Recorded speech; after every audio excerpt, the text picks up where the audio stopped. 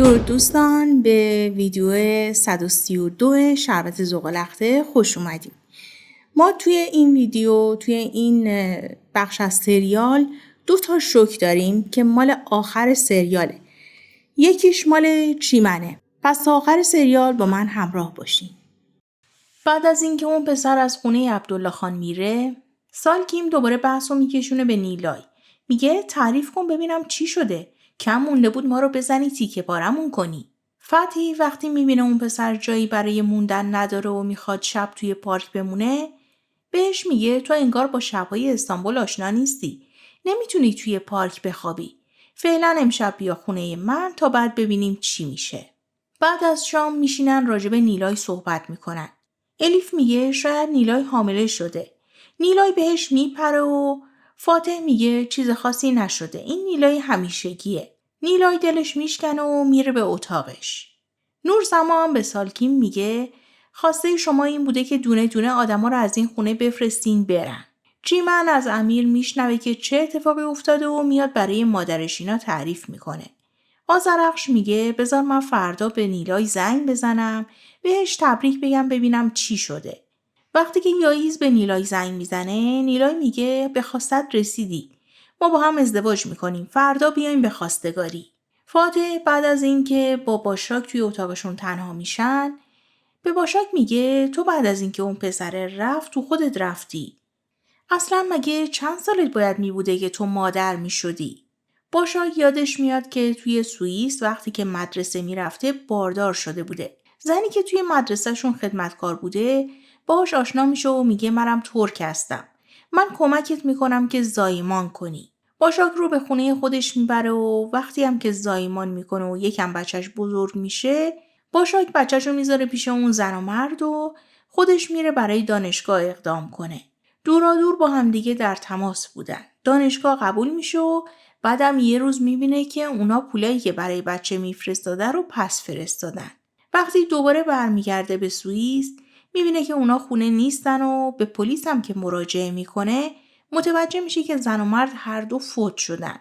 هیچ اثری هم از بچه نیست. شروع میکنه به جستجو و پیگیری و وکیل میگیره. ولی بازم بچه رو پیدا نمیکنه. باشاک به هوای اینکه گرسنم شده میره توی آشپزخونه و شروع میکنه به گریه کردن و زنگ میزنه به فتحی که چی شد اون پسره چیکار کردی؟ متوجه میشه که فتحی پسره رو برده خونش و میگه تو نگهش دار، من فردا میام باهاش حرف میزنم که دست از سرمون برداره. تو فقط آدرس رو برای من بفرست و چیزی به کسی نگو. صبح سالکیم به مادر یایی زنگ میزنه و میگه والا چه بیخبر. بچه‌ها انگار میخوان با هم ازدواج کنن. تو برای چای خوردن بعد از صبحونه بیا اینجا راجع به همه چیز صحبت کنیم. وقتی آذرخش به نیلای زنگ میزنه، نیلای شروع میکنه به گریه کردن و هرچی آذرخش ازش سوال میکنه که چرا میخوای ازدواج کنی و چرا ناراحتی، چیزی نمیگه و قرار میشه که توی کافه نزدیک خونه آذرخش همدیگر رو ببینن. خانواده عبدالله خان با سر صبحونه به نیلای گیر میدن و بابت ازدواج کردنش شماتتش میکنن. عبدالله خان به نیلای میگه من نمیذارم تو نوامو از اینجا ببری و بخوای تو خونه کس دیگه این نوامو بزرگ کنی. اون باید همینجا بمونه. سالکیم و الیف هم که گوشه و کنایه زدنشون به نیلای کم نمیشه.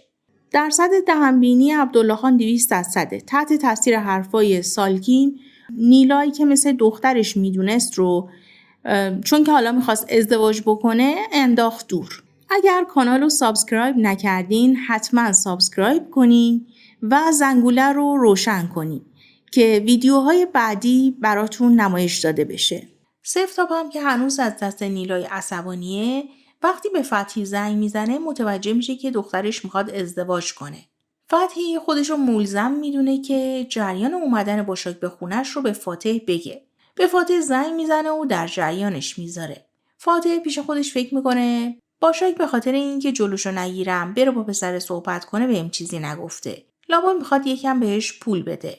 الهامی جنسایی که سالکیم گذاشته بوده توی صندوق عقب ماشینشو یه جوری عنوان میکنه که یعنی خودم رفتم از سوپرمارکت خریدم. پدرش هم میخواد بره توی بازار پیش دوستاش ببینه که میتونن اونجا سبزی چیزی بفروشن یا نه. نورسما از این قضیه ناراحته که حالا شوهرش و پدر شوهرش میخوان دست فروش بشن. نیلای و آذرخش با هم قرار میذارن و نیلای اول با دستپاچگی و ناراحتی بعد همه جریان رو تعریف میکنه و آذرخش بهش قول میده که یه کاری کنه که از این دردسر بیاد بیرون. امیر توی شرکت عمر رو میبینه و شروع میکنه به دلجویی کردن ازش راجع به مشکلاتی که پیش اومده. عمر بهش میگه یه نصیحت برادرانه بهت میکنم. اگر مدام بخوای به حرفای مادرت گوش بدی نمیتونی کنار زنت خوشبخت بشی. ازیل یودومو صدا کرده توی دفترش که راجع به اون اتفاقی که افتاد باهاش صحبت کنه. ولی یودوم با ریلکسی بهش میگه یه اتفاقی بوده و از این به بعدم هر دومون کار خودمونو میکنیم. ازیل خیلی متعجب میشه از این رفتار یودوم و پیش خودش میگه حرفی که من میخواستم بزنم و سریع زد و رفت. ایلکنور میخواد بره پیش همسایه‌های مادرش و محلشون و احساس میکنه که طلاهاش خیلی کمن و نمیتونه با اینا پوز بده. میره سر کشوی علنگو و جواهرات و طلای آسوده. بهترین دستبند و انگشترش رو بر میداره و دستش میکنه و میره. ولی وقتی بر میگرده متوجه میشه که دستبند آسوده رو گم کرده. پیش خودش میگه ای بابا ول کن، بین اون همه دستبند که نمیفهمه کدوم گم شده. اینا هم آدمای پولدارین. باشاک به دیدن پسرش میره. جیمو خیلی با احساس به باشاک نگاه میکنه و وقتی که میبینه که باشاک هیچ احساسی نداره میگه من پسرتم، چرا هیچ عکس العملی نداری؟ باشاک از جیمو میخواد که به مادرش که توی آلمان زنگ بزنه. وقتی با مادر جیمو صحبت میکنه متوجه میشه که پدر و مادر جیمو بعد از فوت شدن اون زن و شوهری که به باشاک کمک کرده بودن رفتن بچه رو از اونا گرفتن و خودشون بزرگ کردن. اشکای باشاک سرازیر میشن و از خونه میزنه بیرون. این سکانسی که برای بار اول یعنی میشد برای بار دوم دیگه باشاک با پسرش روبرو شد، به نظر من خیلی بازیش مصنوعی بود. درسته که چندین سال از پسرش بیخبر بوده، بعد مثلا یه دفعه میبینه که مادر شده. به هر حال میدونست که یه بچه‌ای داره دیگه. توی ماشین وقتی یه فاتح بهش زنگ میزنه باشاک میگه من رفتم پیلاتس و یه خود خسته شدم و به خاطر اینم حال ندارم، میرم خونه شب اونجا میبینمت. ولی فاتح دوباره به فتحی زنگ میزنه و متوجه میشه که باشاک رفته بوده خونه فتحی. رقیه مادر یاییز میاد پیش سالگیم و با هم دیگه چایی میخورن و بحثو به عبدالله خان میکشون و میفهمه که عبدالله خان از ازدواج نیلای عصبانی شده. آذرخش وقتی میاد خونه جریانو به هیچ کس نمیگه. ولی با عمر عصری یه جا قرار میذارن که با هم صحبت کنن. یاییز میره مغازه دنبال نیلای. نیلای هم به خاطر اینکه مادرش اینا نفهمن که به اجبار داره ازدواج میکنه مجبور میشه که با ماشین یاییز برگرده خونه. ولی قبل از اینکه برسه خانواده عبدالله خان بدون اینکه بهش خبر بدن به مهمونی شب میرن که تنجایی دعوتشون کرده بوده. نیلای هم وقتی میاد پایین آب بخوره از حیاط میشنوه که اونا بدون اینکه بهش خبر بدن گذاشتن و رفتن. پدر الهامی تحقیق کرده و فهمیده که اگر یه ماشین شیرینی فروشی بخرن میتونن خیلی سود کنن. نورسما میگه سهامای من واریز شده. من این پولو بهتون میدم و توی کار با هم دیگه شریک میشین. الهامی و پدرش هم به این شرط قبول میکنن که بعداً همه پولای نورسما رو بهش برگردونن.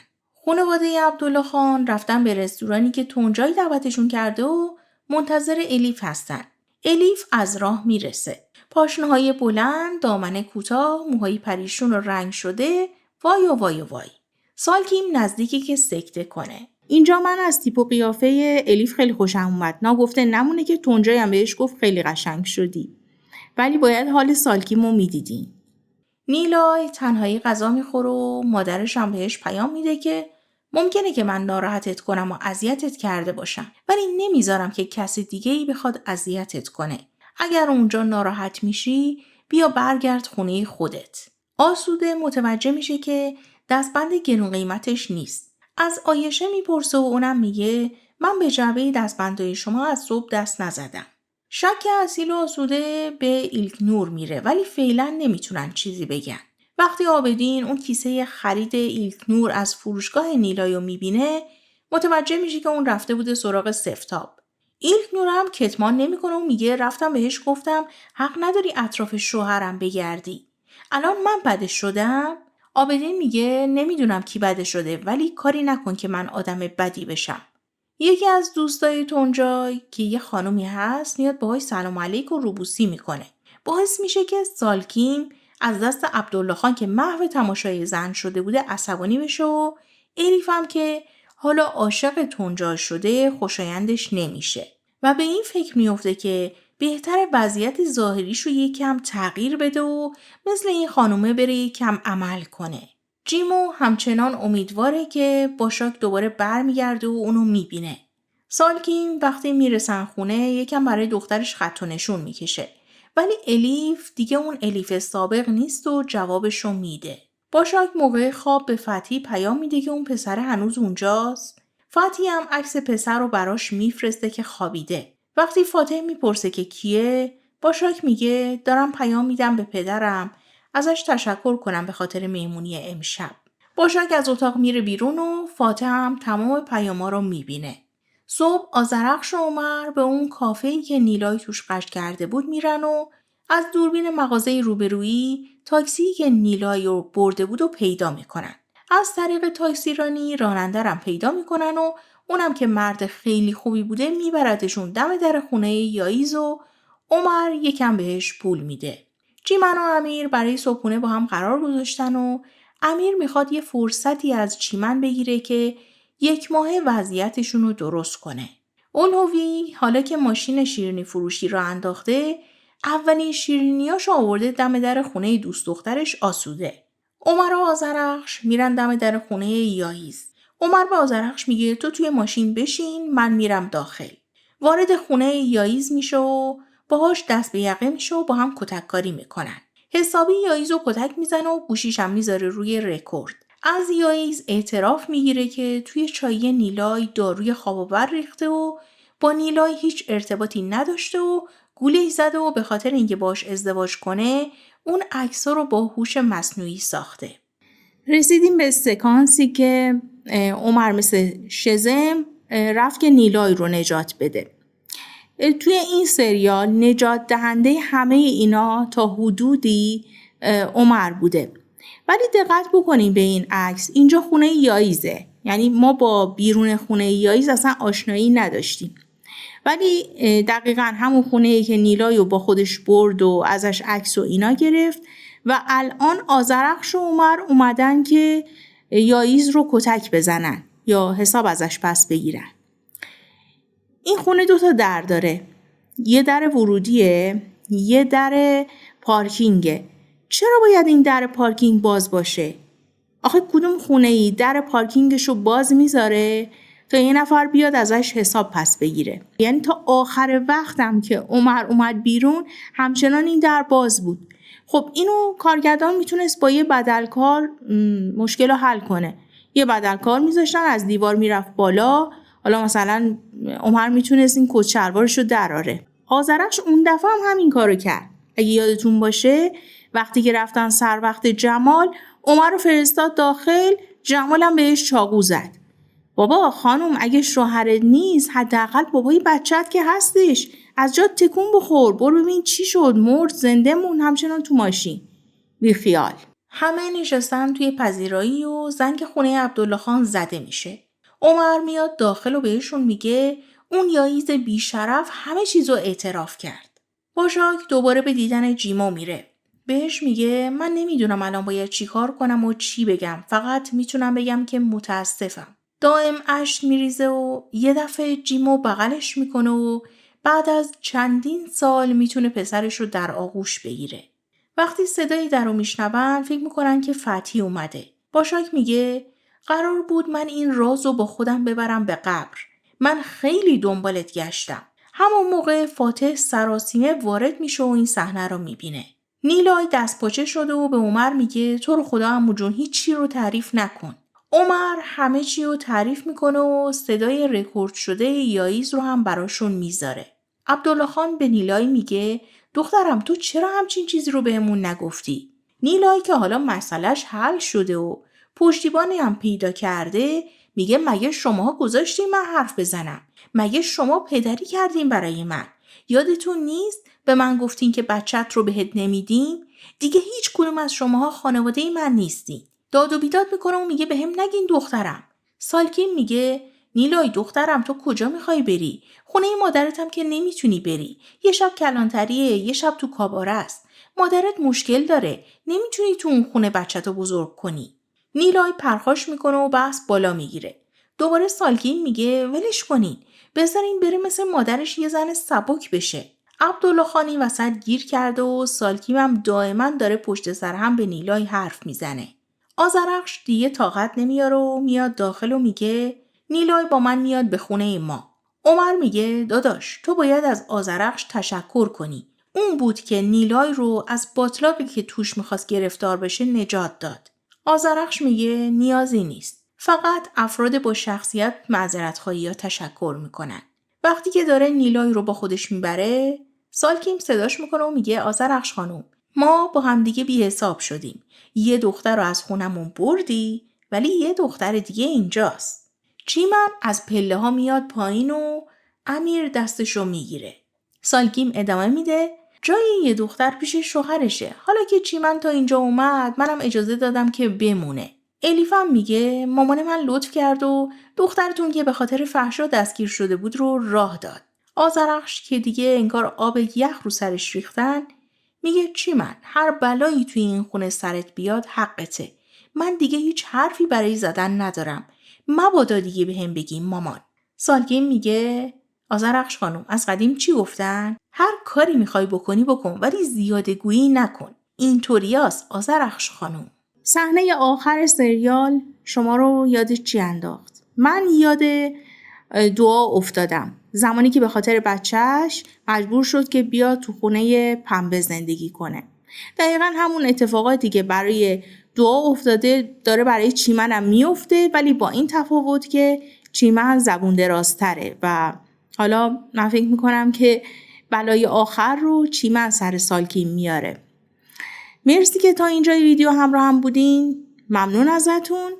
تا قسمت بعدی خدا نگهدار.